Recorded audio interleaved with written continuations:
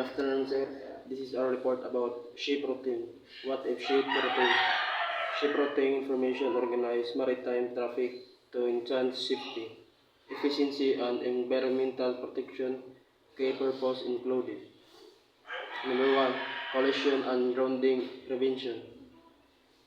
Traffic separation seems TSS direct ship into lanes with defined direction, reducing head-on collision in the congested areas with straight spots upwards.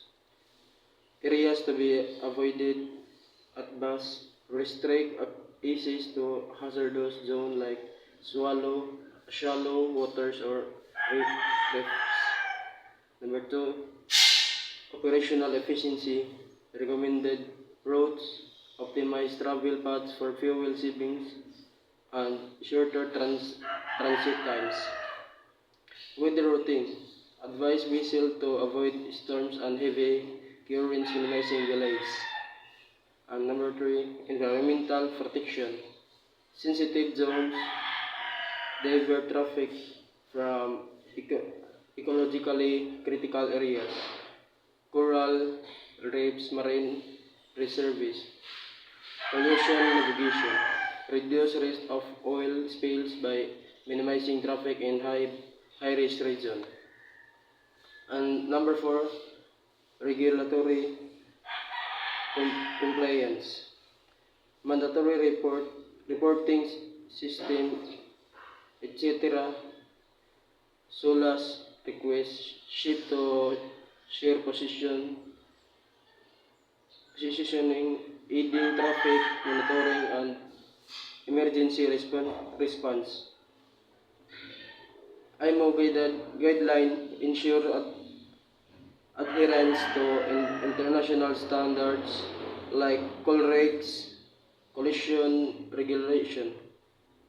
And number five, emergency preparedness.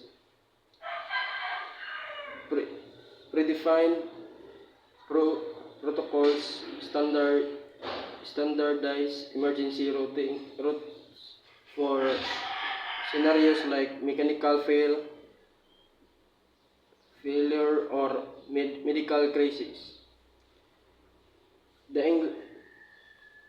English Channel TSS prevents collision, one of the world's